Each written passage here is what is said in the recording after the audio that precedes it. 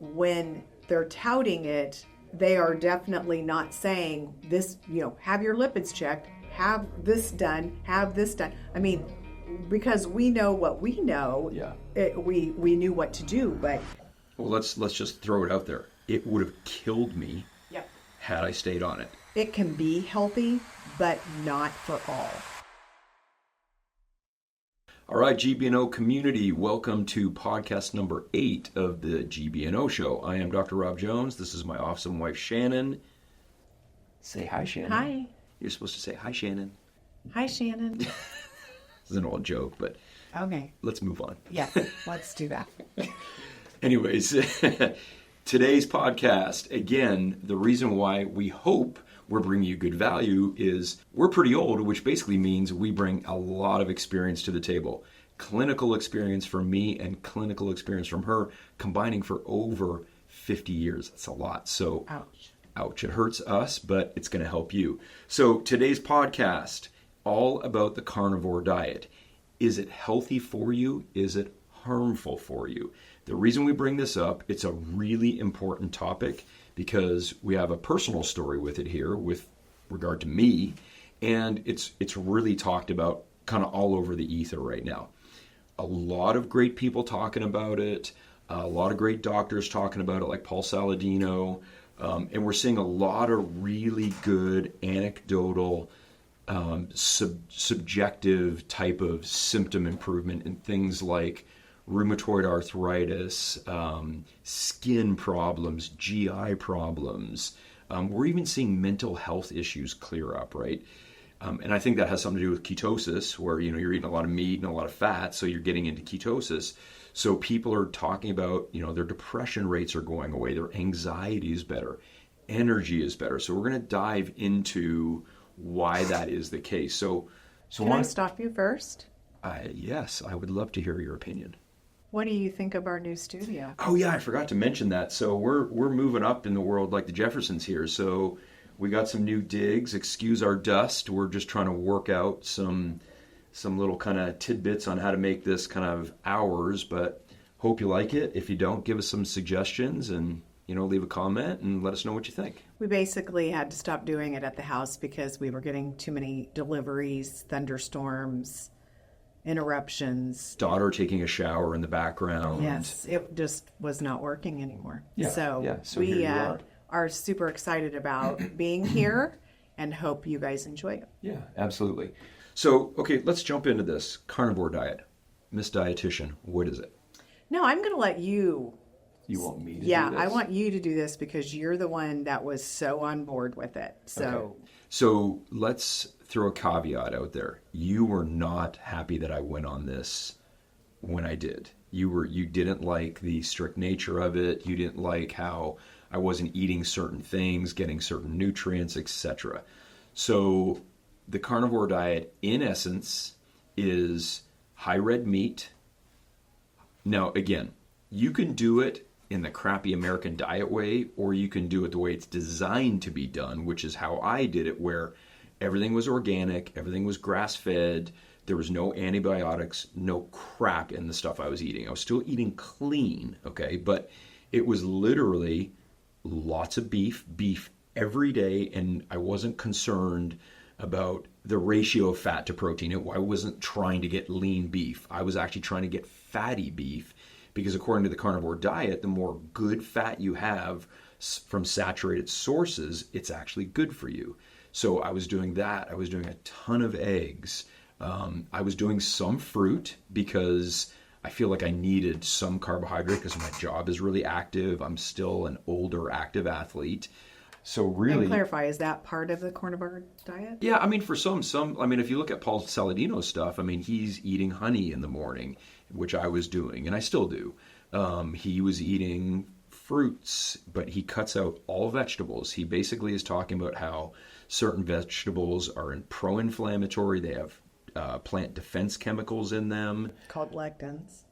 But some other ones. Lectins we're seeing from like beans and that sort of thing. But he was talking more, I don't know the terminology of it because it's not my expertise, but he was talking about full-on defense chemicals that you're going to get out of kale and some of the other things like broccoli. But basically, yeah, so it was tons of beef, not very much white meat, fatty food, whole milk, lots of fatty cheeses, and that's the essence of the carnivore diet. And I was on it for a year and a half, and I felt really pretty good until I didn't. Yeah, so let's first back up a little bit and talk about some of the health benefits. You kind of touched on them, but let's talk a little bit about the health benefits that people are claiming to achieve by following the carnivore diet. And I do believe the fruit is one of the ones that on a true carnivore diet, it does not include fruits. Yeah, like by the truest nature, it's basically, it's beef and cooking in tallow, it's eggs, and really not much else. It's truly meant to put you similar to ketosis. Mm-hmm. It's not, they don't really tout to measure your ketones and all of that stuff. Right. But, definitely people are seeing weight loss, mm-hmm. and that honestly is most likely because of the ketosis that it's creating. Mm-hmm. They find it easier to follow because it's just macros really that they're keeping up mm-hmm. with. They don't really have to keep up with calories. Mm-hmm. They find that it's satiating mm-hmm. because of all the fat and all mm-hmm. the protein. Definitely, I'd say men really love it because of all, their steak, and, full fat cheeses and all of that stuff. It's awesome just that right way. up. Yeah.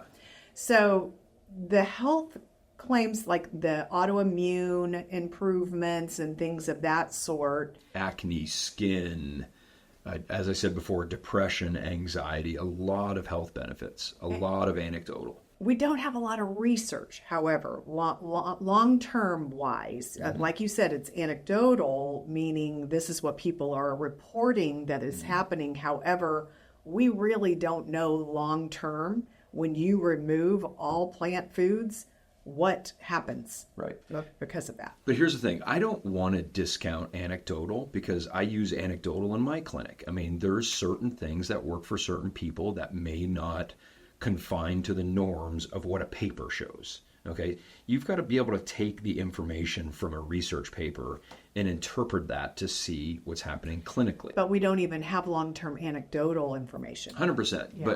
But we do have short-term anecdotal. Yeah. And I think a lot of that is people are just cleaning up from eating the crappy American diet. They're not eating processed foods. They're stopping eating sugars and processed sugars and fructose and high fructose corn syrup and all that crap. So, I mean, naturally grown beef is really good for you. Like it's nutrient dense. It's super nutrient dense and saturated fat. I mean, we know it's better to like tallow and butter. It's better to use that than the seed oil based margarine crap they were trying to feed us 20 years ago, 30 years ago. So there's definite benefit to it. But I think in a lot of people, the reason they're clearing up their rheumatoid arthritis, their psoriasis, whatever else, their skin issues, is because they're taking away the trigger that's resulting in this hyperimmune response. Which is probably ultra-processed food and sugar. 100%. Yeah. So again, is it the carnivore diet that's fixing people, or is it that they're no longer eating the typical crappy American diet processed food that's creating rampant inflammation in the system? And again, I liken it to ketosis and the ketogenic diet because my pushback on that has always been, is it something that you can do 24/7, 365 during holidays, during vacations? Is alcohol included on the carnivore diet?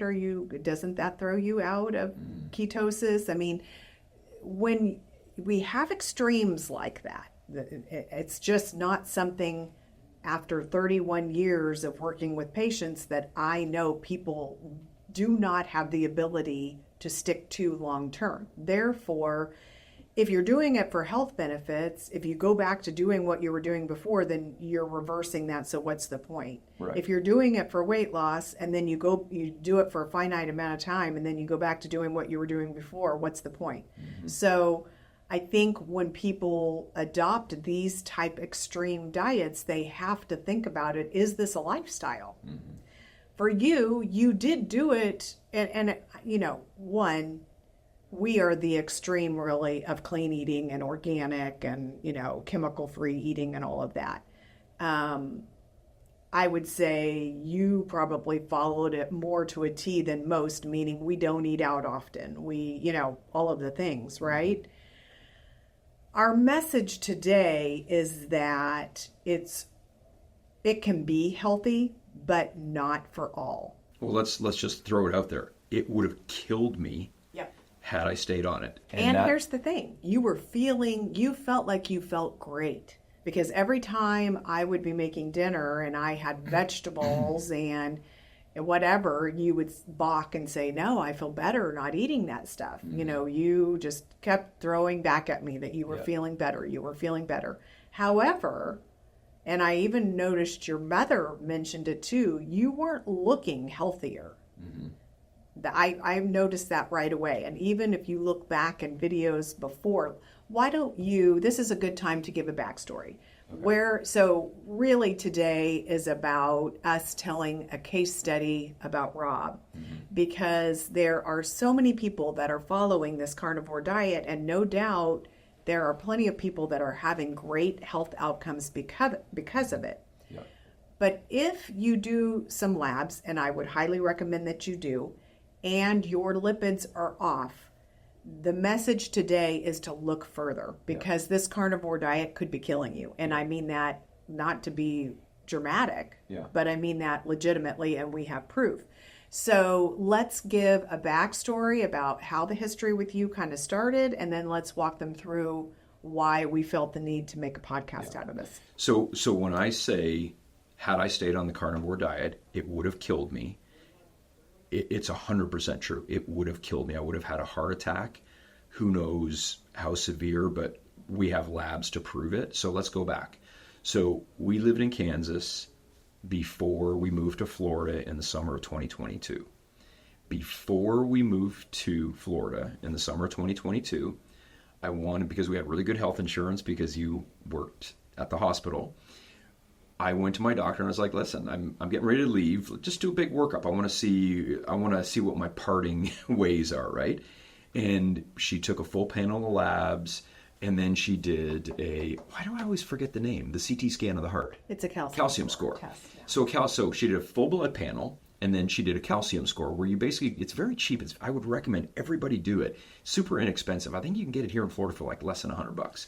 I had a patient do it the other day that it was $69. Yeah, so it's basically they take a CT scan of your heart and they look at the vessels and see the level of buildup and calcification. They grade it 0 to 10. 10 is you really need to see a cardiologist because you're imminently in danger of a heart attack. 0 is perfect. My labs were perfect. My CT score for my calcium score was perfect. My doctor, in fact, when she called me, she was really cool. She basically said, hey, Mr. Squeaky Clean, just want to let you know before you leave, everything's good. Your labs are perfect, and your CT scan, your calcium score, your heart is perfect. And I was like, woo, I'm great. Now, here's the caveat. I've always been active. I've always done ample amounts of cardio. I lift 4 or 5 times a week. I play tennis. I'm always on the go. My energy's always good. And why don't you tell them how your wife fed you? Yeah, so basically beef a couple days a week because I love steaks, I love burgers. Most of the time for dinner, salads with protein. During the day. And it's not just a salad. It was very nutrient dense, an array 100%. Of avocado, various vegetables and layers and layers of nutrient density. So we ate the Mediterranean diet basically. I ate lots of protein, but it was less beef and more poultry, fish, that sort of thing. So very Mediterranean. Snacking during the day between patients is yogurt with nuts, protein shakes. I was getting Greek yogurt, yeah, and low sugar because we've never been sugar people. And then when we moved to Florida, I started kind of reading about the carnivore diet. I was like, this sounds amazing. All I had to do was say nonstop steak, and you were hooked. Yeah, I mean, I was cooking steaks every night. I was having burgers, and And literally, I was eating a lot of eggs, but I did supplement with fruit because I feel like I need some carbohydrate because I'm so active. So I did that from the fall of 2022 until a couple of months ago. It's now September 11th. God bless the people who perished on September 11th. The thing that started happening in around March of this year of 2024, so almost exactly a year and a half, is I was gassed. I never have poor energy. I am always rolling.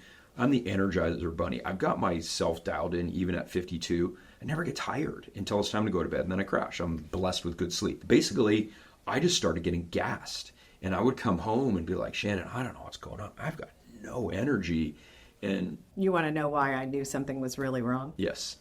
Because you did not go to the gym. And that, I'm telling you, I've known you for how many years? Almost 30 years we've been together. 30 long years. And in those 30 long years, the number one thing you want to do is go to the gym. Yeah. Like, you're mad when I say we have something to do that you can't go to the gym. Yeah. The fact that you were electing to not go to the gym, I knew something was really wrong. Yeah. So the gym for me is three things. I love doing it because it makes me feel amazing. He's an alien, just so you know. Nope. I mean, it's annoying. Yeah. So I love doing it because I love the way it makes me feel. I love experimenting on myself. And then it's relatively, it's almost like euphoric for me because it helps my brain, but I'm also experimenting because I'm helping figure out patients' issues while I'm training. So it's multifactorial to me. So actually, like the night before a gym day, I'm like laying in bed going, cool, I'm going to do chest tomorrow, and then I'm going to do some extensor stuff. Which you have to understand is weird. Not very many people can associate with that. I know. I'm dorky that way, but it's just been my thing. I guess it's better than... You should have been a professional athlete. I mean, for somebody who likes to work out as much as you do, like I always say, you missed your calling. Well, no, I do think you're doing what you should do. In another life. But anyways, so we're digressing here. So I was so tired even when I went to the gym, even taking pre-workout, I could barely get through my workouts. I'm a big fan of. Yeah, well, it's another topic for another day. Mm-hmm. I could barely get through my workouts. And so finally, Shannon was like, okay, we're done with this. This is ridiculous. Something is not right. We got to get labs and see what's going on. So I want you to talk about the labs. So we first started with just a typical, what I have always historically called a Chem 25, which is just checking in on the big organs, just seeing what things were. Well, those came back extremely alarming. Yeah. Like, it was like, good Lord, are you 350 pounds and sitting on the couch as a couch potato all day and smoking? It was crazy. Your blood sugar, your insulin. I mean, you literally had metabolic syndrome. Your blood pressure, your all your lipids were the worst that they could possibly be. Mm-hmm. And even though I knew you had been on a carnivore diet, there was just so many things that were not correlating clinically. Mm-hmm. So one, your lifestyle, the fact that you work out all the time, how clean we eat. Like, I could see if you started, next door to you, there was some restaurant that you kind of got addicted to and you started doing, but nothing. No. And we don't barely drink. I mean, we have a couple of drinks a couple of times a month with friends at dinner, but we don't have a beer a night or anything like that. We don't eat sugar. Being a clinician for 31 years, I always kind of take a step back and look at if the labs correlate to lifestyle and kind of try to identify. To me, it didn't really until I realized the carnivore diet. Another thing, too, is you started seeing pictures of yourself and you kept saying, I look like I have a big belly. Now, I could touch your belly. This is kind of weird being across from you because I can't touch you, but usually I would touch your belly. I mean, you're solid as a rock. You can see my abs when my shirt is off. Yeah, I mean, there's zero fat, a periphery there. But we always thought that the way you're training your abdomen because of your bracing for exercise, we thought that that's why your abdominal wall was protruding out. Yeah, we thought I was building like a thick abdominal wall. Exactly. I wish in retrospect we would have done a DEXA scan, which a DEXA scan is It measures your total body fat, but more importantly, it tells you what type of fat, whether it's subcutaneous, which is the stuff you can pinch, or the visceral, which is the stuff that's embedded in your organs. Because I really believe in my heart of hearts, based on your clinical picture, that you were building a abdomen full of visceral fat, which was making you extremely sick. Yeah, and the weird thing was just looking at myself in the mirror, I felt like, and everybody feels this periodically, like when your intestines are full, you got gas, or you just feel bloated. I started feeling like that a lot. Like I started going, why? Like I'm trying to pull my abs inward to like show my abs in the mirror, and I couldn't do it. Like I felt like I had a wall in there. It almost got to the point where you needed to get a bigger shirt because you kept seeing pictures and you're like, God, I look like I have a beer gut, and clearly your lifestyle did not match that. So I said, this still is not making sense. Something is going on. So there's a couple of factors to look at. When your lipids are off, especially your LDL, there's a lot of research that shows that you can't just take the LDL as the end-all be-all. Yeah, can I interrupt for 1 second? Mm-hmm. So I know right now, if there's people that are listening to this that are pro-carnivore, they're going to roll their eyes and go, oh, I know, saturated fat increases LDL, and there's no real good data that shows LDL has anything to do with anything. It's all anti-inflammatory, and if you want to... People who have higher levels of brain health as they age have higher LDL. People who have super low levels of LDL end up with Alzheimer's. We're not talking about all LDL. We're talking specifically ApoA, ApoB. Yes. So, which are the two breakdowns of LDL. So go ahead. So then I knew I wanted to get that information. So we used a different lab and to kind of drill down and see, okay, what is your LDL made up of? Mm-hmm. So it measured your ApoA and your ApoB, which your ApoB was horrible. Mm-hmm. And so ApoB is the dangerous kind. You don't want your ApoB to be high because that's indicative of small, sticky fatty acids, or how would you explain that? So if you have what's called the lumen, or the inside of your blood vessel, it should be nice and clean and shiny. You don't ever want it sticky. Anything in your body internally that's sticky means there's inflammation. So you don't want things to aggregate or coalesce or stick together, okay? Think about packing a snowball together or taking wet sand and stacking it together. The wetter it is, the more it stacks together, right? So if you have the inside of your lumen and you have this ApoB, which I did, which is small and sticky, it's going to stick to the wall. And then everything that cruises by it, it may flick that and pick it up. And now it aggregates and becomes bigger and bigger. So that's where your clot potential takes place. And that's where your heart attack potential or stroke potential takes place, because now what happens if this thing grows and grows and grows and grows and grows, now it's taking up the vast majority of the vessel and the blood can't get through. Everything past that point, you have what's called an infarct, which is basically the lack of blood to that area, and you get a little tissue death. My numbers were my ApoB, the normal range is 50 to 65. I was 160. Yeah. More than double. And that was the scary one. Yeah. That was the one where we said, okay, yeah. So we always knew that you congenitively had some heart issue. Your cholesterol and LDL has always run just a bit high. Yeah. So since my 20s, when I got my first blood panel, my family doctor back then, he basically said, yeah, Rob, your lifestyle, and even in my 20s, I was always super healthy because I was an undergraduate in kinesiology and health science, so I was into health from a very young age. My LDL was normal, but it was high normal, which is your quote-unquote bad cholesterol, and then my HDL, which is the good cholesterol, which basically goes through the system and cleans up the bad stuff and helps you excrete it out. I was low normal. So if this is your range, this is really good, this is really bad. I was somewhere kind of here, which for my lifestyle, not drinking a lot, even in college I didn't drink. I drank some, but not a ton. ate well, exercised all the time, that HDL should have been way higher. Absolutely. And it wasn't. So genetically, I've got a predisposition to this. We knew that.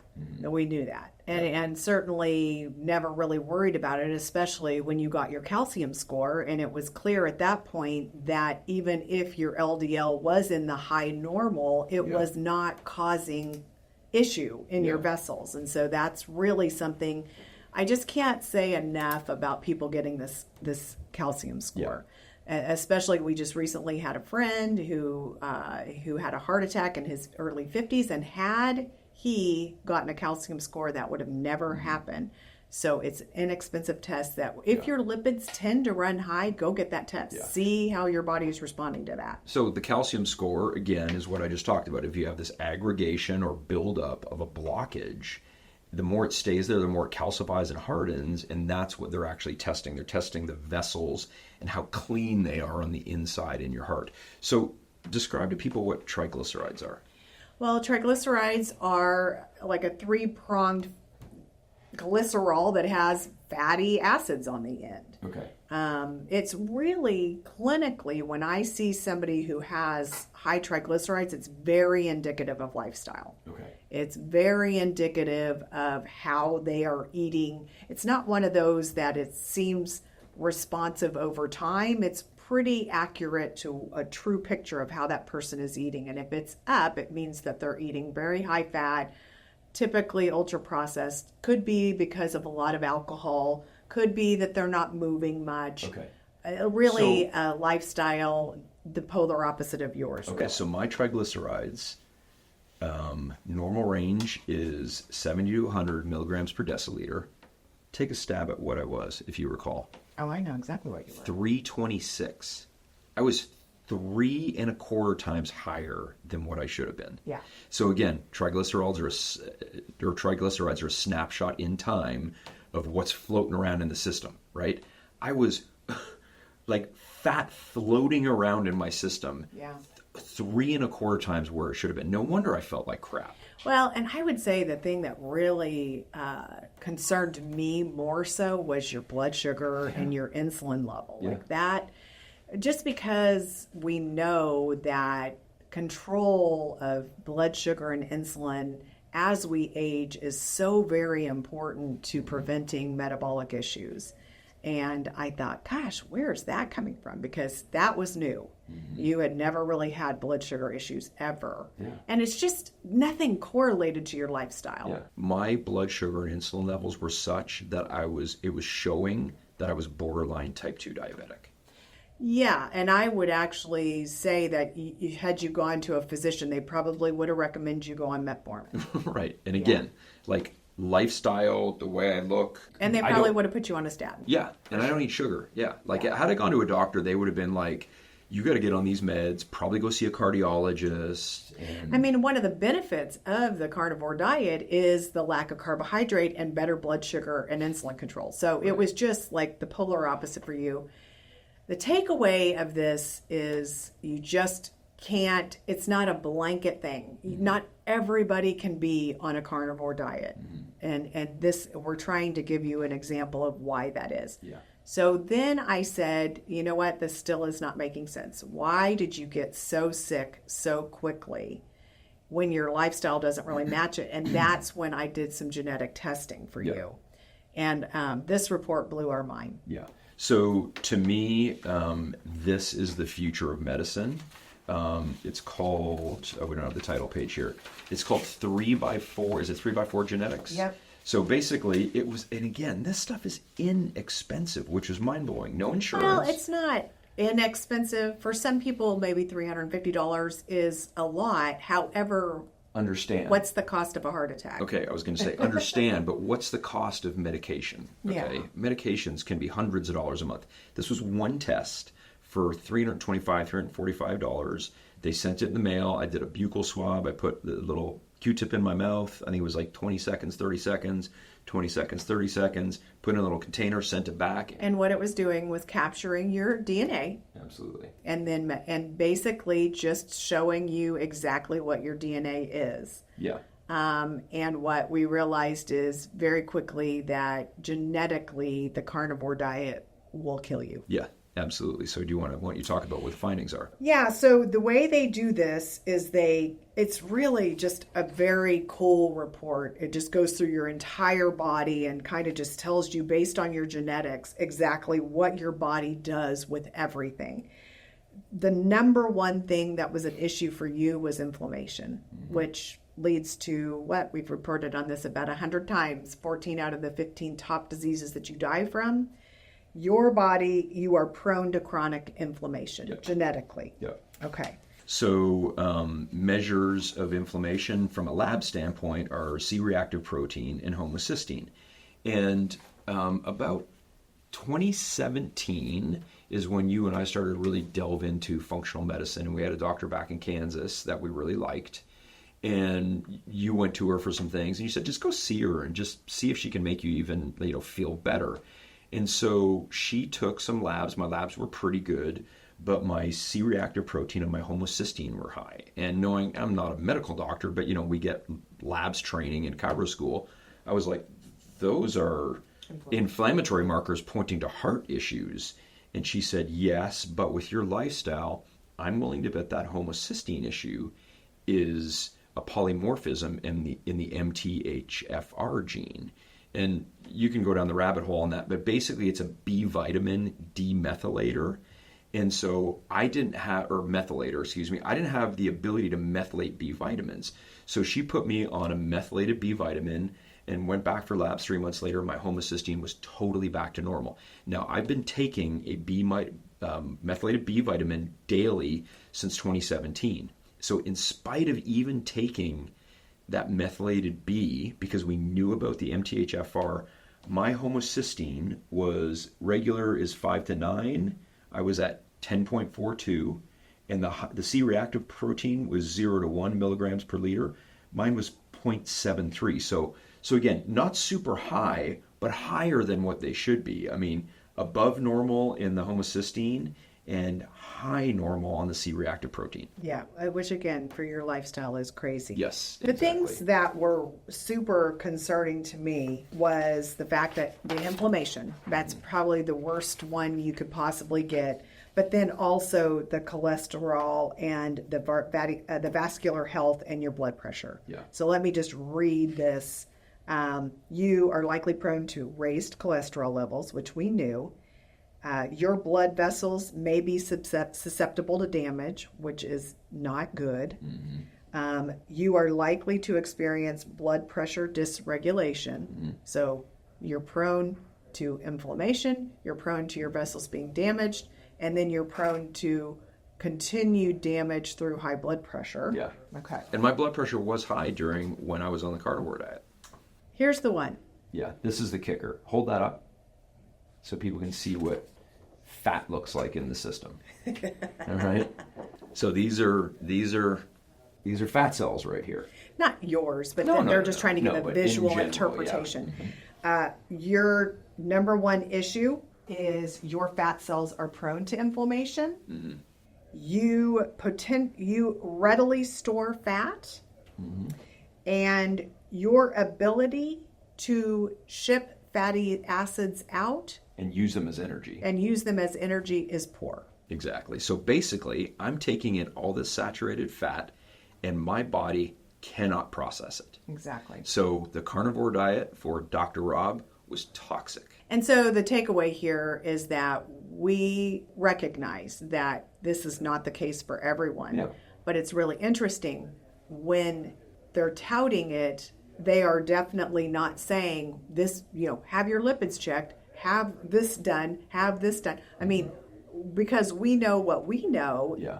We knew what to do, but who's going to know to do this? Like, yeah. How many other people are just like you where this could cause a heart attack? Yeah, absolutely. So this report was amazing. It even got into some things that really made sense for you genetically, how your body naturally felt. Yeah. Like, you want to get into that? Because yeah, I know the reports I've gotten through integrative medicine have been like, wow, my body's been trying to tell me this my whole life. 100%. No wonder I'm this way. Absolutely. What was that for you? So Well, it was the fat thing. Now I think, and this is just my own interpretation because I can't see inside my body, but I think my subcutaneous fat stayed pretty lean. Yeah. Because I work out so much. So I was able to keep my body going metabolically because my muscle mass is high.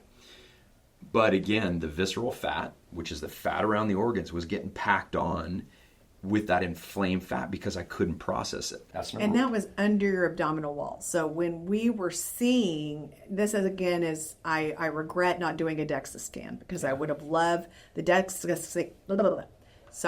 The DEXA scan shows exactly what type of fat is where, and the most dangerous fat is visceral fat. It's metabolically very dangerous, and where it is the other thing, and yours was around all your vital organs, which is even worse. Absolutely. And the interesting thing is I have been really athletic my whole life. I was that kid, ADD, get outside, run around, never enjoyed video games because I just didn't want to sit still. I wanted to be outside doing stuff. And I still, to this day, I play tennis a couple times a week when there's waves here in Florida. I like to surf. I'm always bugging you to go on a bike ride. I love going to the gym. I need to be active. And I've dealt with tendon injuries my whole life.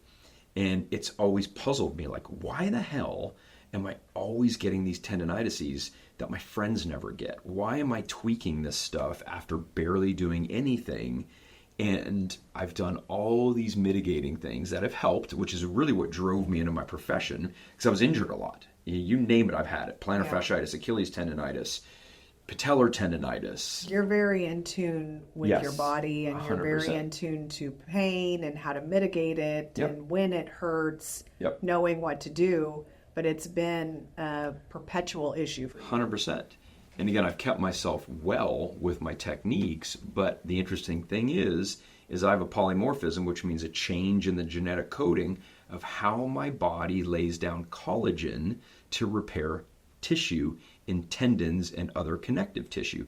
So that's why this testing is so amazing, because it literally takes out all the guesswork. Yeah. Instead of going, oh, I got another tendon injury, I guess I better go to physical therapy, or I guess I better do this stretch or whatever.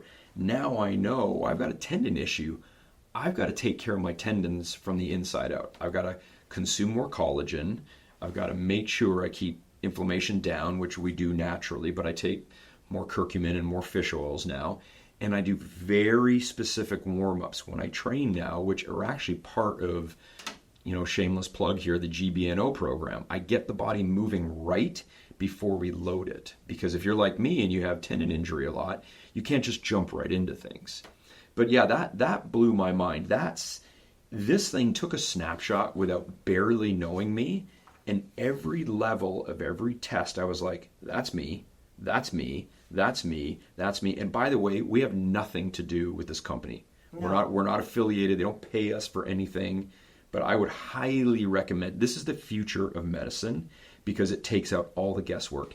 Medical doctors, I think, get less than an hour of total classwork in nutrition. Yeah. That less than an hour means they take one course. That. Yeah, and I think a lot of the times it was the class that they slept in. Or some will say, well, we got to clean up your diet. But a lot of them don't know enough about a diet, and they'll send you to a dietitian who may or may not know the intricacies from a functional standpoint. So that's why this is so important, because the typical allopathic or medical model is going to put you on meds, and it's not going to... They want to put you on a slew of meds. Slew of meds to get the symptom, not the cause. This is foundational right here. One thing that I found super duper interesting for you is this was super high genetically. Mm-hmm. You have exceptional power potential and will likely respond very well to power training. Yeah, that was cool. And again, my... 2 different specific genes where you are like way up there high. Yeah. So again, my... Recovery's low. Yeah, exactly. Yeah. So my athletic choices ever since a kid growing up in Canada, you're born with skates on your feet. So I played hockey my whole life, and I played up until our second daughter was born in 2007. And I actually brought my equipment down to Florida because I want to get into playing again. But Hockey is a high anaerobic sport. Go hard for a minute, get off and rest. Go hard for a minute, get off and rest. I gravitated towards baseball. Again, high power, get in, get out type of sport. Tennis, get in, get out. Tennis has a little bit more of an aerobic base, but there was, when I was in middle school, shout out to my middle school teacher here, Mr. McFarland, who back in 1982, 83, 84 had a high influence on me. He was a great guy. Hope he's still around. But we did this run. I think it was called the 1.6 or 1.8 mile run. It was kind of around the school block with a hill, and I wanted to make that cross. You had to have a certain number to make that cross country team. I could never make the team. Yeah. Here I was super fast. I could run the 100 fast. You would be better off in a weightlifting class. Yeah, I was a great hockey player, but I couldn't get below. I think it was 15 minutes is what you needed. Okay. And it's because my capacity for long distance is terrible. Yeah, so your training response, you likely have a good response to training, which is true. Yeah. You may be moderately prone to soft tissue injuries. Yeah, moderately, yeah. And endurance, you may take longer to respond to endurance training. 100%. And that's just me. And again, this is the magic of the genetic testing. Like it paints me to a map. Like it is perfect. It gets into nutrients overviews and how you should be eating based on your genetics. It's a really cool report. Yeah. For now, we need to probably wrap up. Yeah. But the takeaway here for me was my intuition is always bang on. She's the smart one of the couple. No, it's not that. I did not like you being on the carnivore diet. Mm-hmm. I don't know what it was. I didn't think you were looking as healthy as you normally had been. I think, like I said, your mother even pointed it out. She kept saying, "Are you okay?" And you would say, "I'm fine, Mom." Mm-hmm. I think she was seeing it because she's not with you every day. How are you eating today, Dr. Rob? I'm eating exactly like my dietitian wife has wanted me to eat for years and had me eating for years. And how are you feeling, Dr. Rob? I feel back to normal. My clothes are fitting differently. Again, we haven't done any DEXA scanning, so this is just subjective, but my t-shirts are I can tell. My t-shirts are not as tight. I used to get bothered by this like wraparound love handle fat that I had back here. That's going away, but my energy's back to amazing like it always has. But I fast a lot. I don't really eat my first calories until 11 o'clock. But you've always done that. And that was another thing. I was like, I'm fasting so much. My lab should be amazing. It actually depressed me a little bit. I was like, here I am doing all this healthy shit, and like, nothing is working. And I mean, I just want to say again and emphasize, had you been a person who is not you and I who have the training that we do, you would have gone to the doctor and you would be on a slew of meds right now. Mm-hmm. Not knowing how to fix the issue, but just putting a Band-Aid on what they see on paper versus to the degree we were able. So the takeaway there is, don't just settle for simple labs. Get in touch with somebody who knows how to drill down. What is your body trying to tell you? Your body was trying to tell you, dude, this is not how you can live if you want to live long. So back to the eating question. So my first calories of the day are usually a protein shake, some fruit. Thank God I can still eat eggs because I love eggs. So hard-boiled eggs at the office. Instead of eating fatty beef sticks like I was eating. Well, you were eating salami wrapped in cheese. Yes. And, all this high-fat stuff. Yeah. So I'm back to now, slices of turkey, slices of chicken. And I don't love poultry, but I got to do what I got to do to not die. And may I say, the salami and stuff that we were buying was no nitrites, organic. I mean, we bought the good stuff. Yeah, we weren't buying crap. So so more poultries during the day, still doing fruit, still doing yogurt. You love Yardbird. I don't love Yardbird, but I got to eat Yardbird to not die. I got to be able to walk my girls down the aisle. And then for dinner, we're doing protein. And I'm still eating some red meat, but it's usually in the form of bison, which has zero. We get these bison fillets from Whole Foods. Tenderloins. They're amazing. I cook them on the grill. They taste great. They actually have 0 grams of saturated fat in them. And then leaner cuts of beef if I do eat beef. And plus, I can get ground bison. We make taco meat with that. Yeah. You can get really more creative. Yeah, but probably 5 nights a week, some sort of protein in a salad that's got a lot of color in it. Always have a full avocado in every salad, because that just fills me up, and then I'm not hungry snacking at the end of the night, basically. But yeah, and I'm going to feel great, feel back to normal. What's the takeaway? The takeaway is listen to your wife. Isn't that the takeaway for every husband? Every single husband. Happy wife, happy life. No, the takeaway is, listen, if you're going to go on, we're not knocking the carnivore diet. It's helped thousands of people. Awesome. But it would have killed, this is not an exaggeration. Yeah. It would have killed me. I would have had a heart attack. And I actually wanted you, Mr. Non-Compliant, sometimes go get another CT. I would have loved to have seen if it were making a difference in your vessels. Yeah.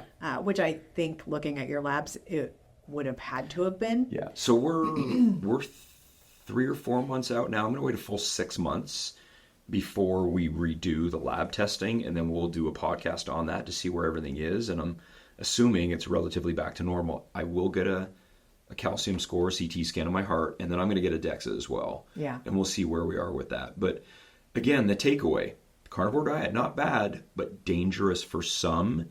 So if you are going to venture that way, monitor your labs. Get a genetic test. It's not that expensive. And follow up, pay attention to it, and again, listen to your body. That's the biggest thing. And we will put in the show notes this particular name of this report, and so that people can find it. Mm-hmm. So that, not a lot of people know a connection to integrative doctors. I have integrative training, so that's kind of why I knew what to do. But always I recommend people have access to a good functional integrative doctor in addition to their PCP. If not, because usually functional doctors also have an MD, and you can find ones that practice both ways, because they're going to be the ones that know how to manage this versus just with medication. Yeah, they're just going to take a deeper dive, get down to the foundational issue, not just deal with the symptoms. So I guess that wraps it up for another episode of the GBNO show. So from our new digs. Hope you guys digged our new digs. See what I did there? Is it done? Her new digs? I don't know. Oh. It was a stupid joke anyways. Okay. Fast forward through that. Anyways, from Dr. Rob and my awesome wife Shannon, who is saving my life on a daily basis. Don't ever forget that. I'm here to get you better, not older, from the outside in. And I'm from the inside out. So until next time, get better, not older.